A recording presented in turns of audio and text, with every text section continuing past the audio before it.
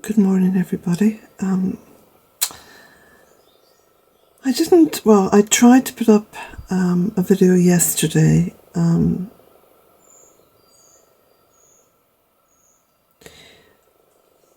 because I shot a video down in Sligo at a place called Streedagh Strand. Now I'm just pointing my camera here towards the laptop because I want to show you some of the images, because I've actually deleted the video because I was so upset, and it was a very emotional video, and I just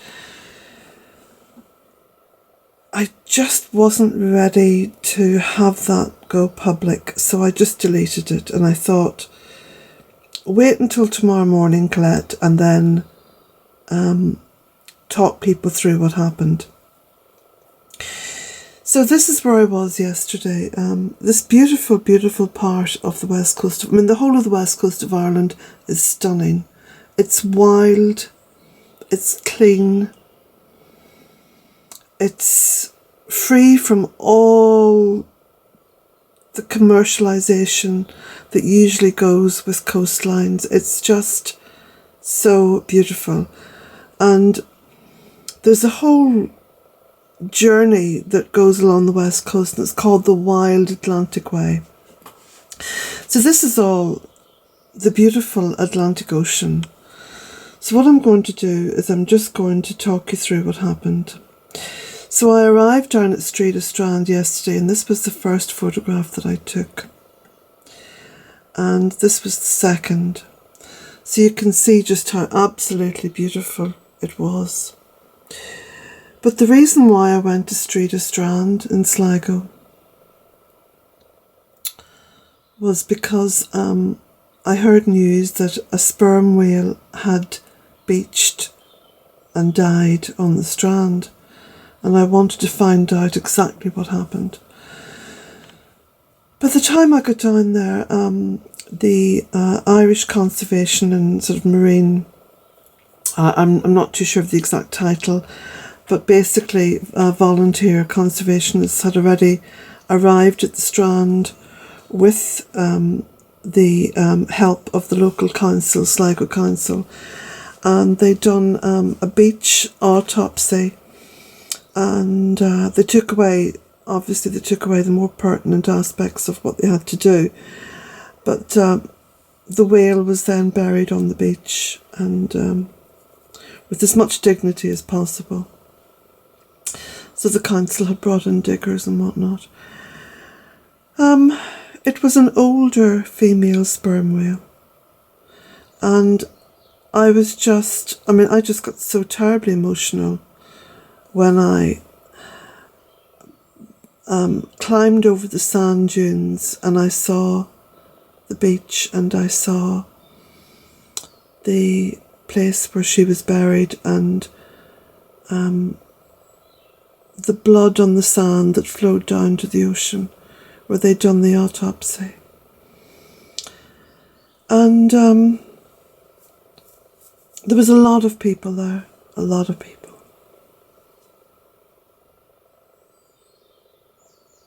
Excuse me. And a lot of people very upset, very, very upset. So this is just, I'm going to actually show you the strand itself. This is part of the strand, and that's the beautiful Ben Bulben mountain that William Butler Yeats is buried beside. And he wrote about all this landscape, you know. But it appeared then, as the news came out, that another 2 sperm whales had beached and died in the northwest of Ireland. Now, Ireland's a tiny country, okay, so it's not massive. It's a tiny country. So for 3 sperm whales to beach themselves and die on the west coast of Ireland is the northwest coast of Ireland. I think one was in Donegal, the one that I went to see was in Sligo, and another one in Galway. I'll just sip my tea here while I talk because I feel a terrible lump in my throat. So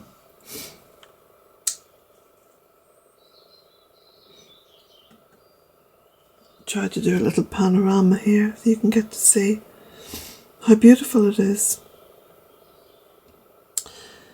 The initial post-mortem, because the female sperm whale apparently has 3 stomachs. I think it's 3 stomachs she has. But the first stomach, because they were looking, obviously, you know, following on from the beaching and dying of that beautiful whale off the coast of Italy that had 22 kilos of plastic in its stomach, they did a very quick autopsy on the first stomach, and they were able to say that there was no evidence of plastic. We don't know what lies in the other 2 stomachs, of course. They were also able to say that she was a sort of an elderly sperm whale.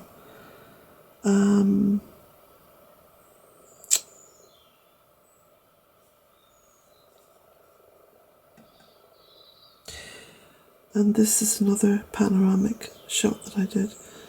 I mean, I'm amazed that I managed to do any shots at all, because I was weeping, as anyone with any feeling, you know, does. I mean, I got talking to this guy on the beach, and he was terribly emotional.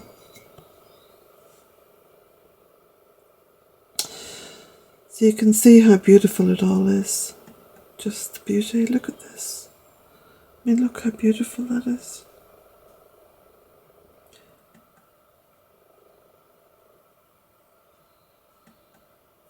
Now, this is taken from a website. This was the beautiful whale here. So it's a wee bit grainy because I just downloaded it, but you get an idea. And this is her then, as she was being washed in, you know.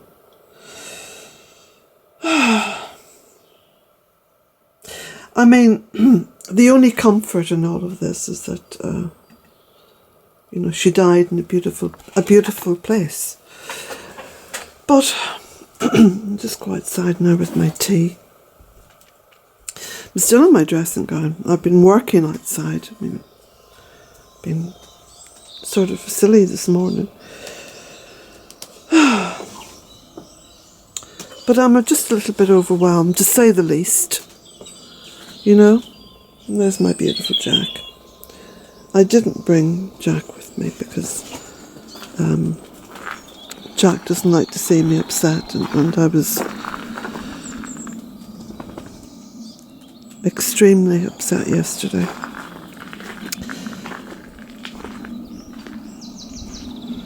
So, hopefully in the next few days there'll be some information as to what happened, these 3 whales.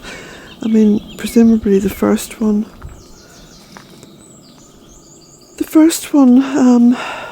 because she was old, I mean, she was probably looking for a place to die.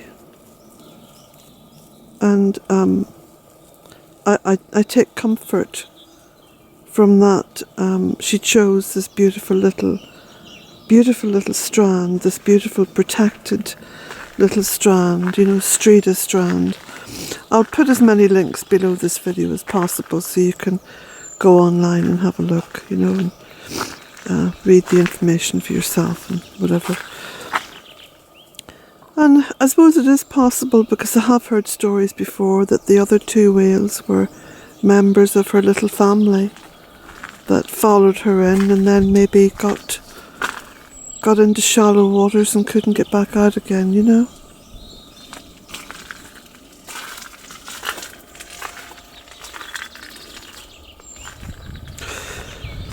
But I became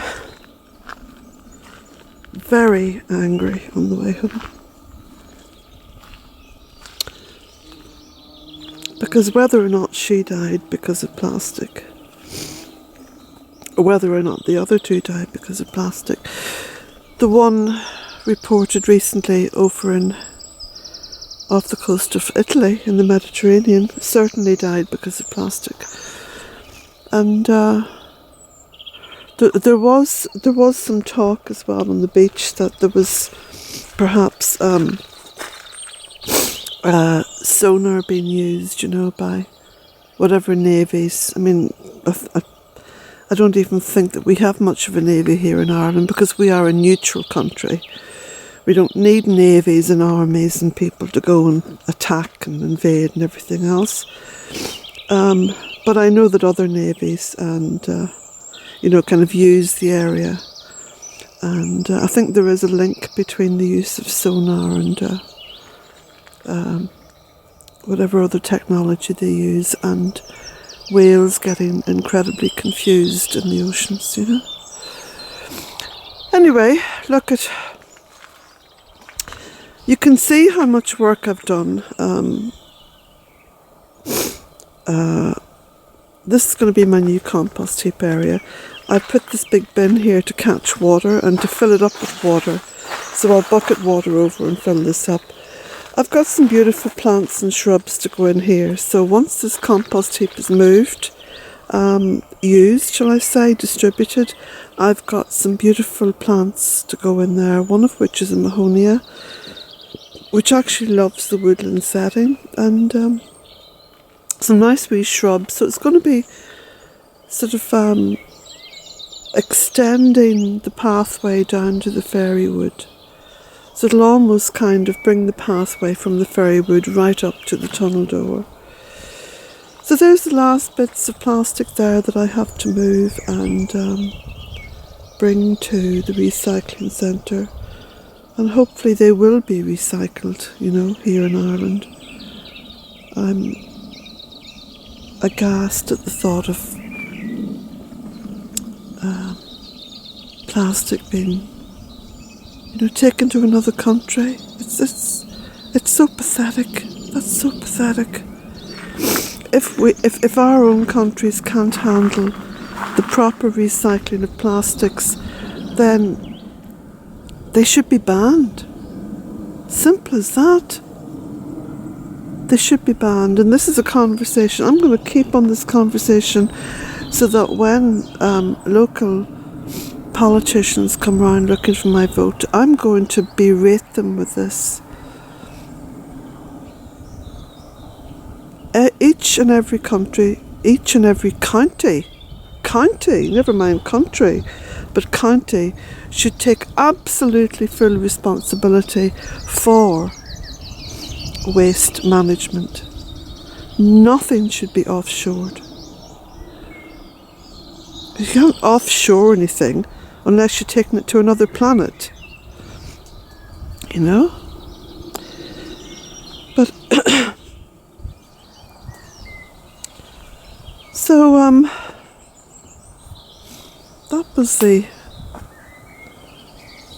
that was what happened yesterday. Now, the weather's promised good for the weekend, and I was saying this earlier in the week when I made the little live video from the bluebell woods, and I'm looking down at my own little patch of bluebells down here in the fairy wood, and it looks as though there's a very distinct opening flowering of them. So I will be taking myself and Jack down to the bluebell woods. Well, I'll definitely go down there today for a walk, and tomorrow and Sunday. Yeah, go down each one of the days. So here I am sniffling away. I've got to pull myself together now because I've got a lot of work to be getting on with. Regardless of the weather, the work keeps going here at Built in the Cottage. I don't stop. As soon as I'm almost finished one task, I've already created a path into the next one. So, yeah.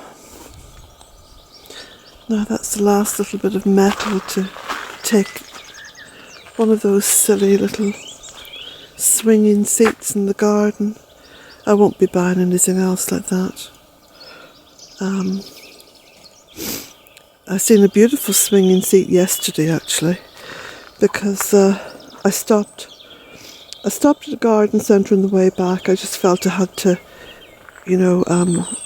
clear my head from the intense grief that I felt.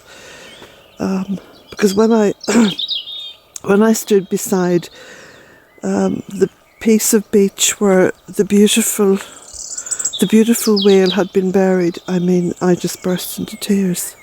I could feel the loss coming up through my feet and my body.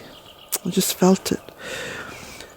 So I stopped at a wee garden centre on the way back. I thought, I'll just walk around, it always distracts me, because I'm looking at plants and I'm looking at various things. And I actually seen, I was quite heartened by it. Made entirely of wood. I mean, pretty expensive now. It was 279 euros. But made entirely of wood. This beautiful garden seat, swinging garden seat, with the cover and everything on it. And I thought, well, if I'm ever going to get anything again like that for the garden, it's going to be made from wood. Because that way, I can personally recycle. I mean, I try so hard to recycle everything. To the point I don't have a bin service because I do so much recycling myself.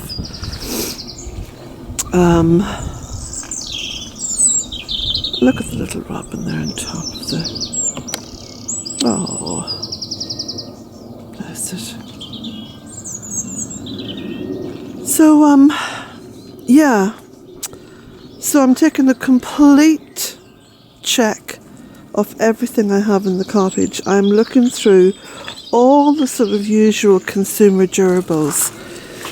So from now on, I'm going to endeavour, and I mean really, really work at this, not to buy anything that comes in a plastic container.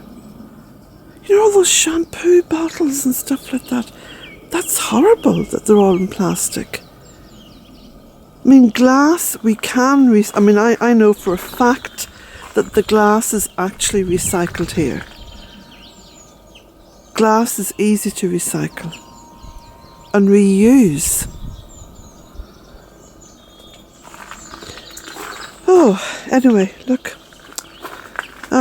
I'm going to go in now and upload this video because it's already going up towards 20 minutes and it can take a long time, and I've got so much to do.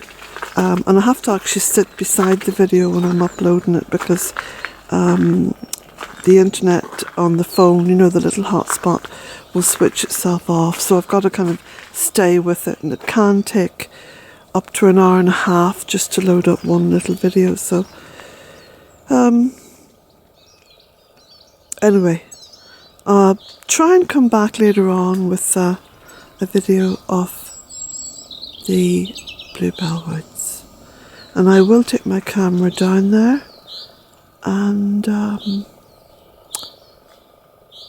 actually shoot a proper video, because I was looking at the little one that I did, the live stream, but it was very, very grainy, so it doesn't do the beauty of the woodland any justice. There's Jack having a wee drink of water there. So blessings to you all, and talk later.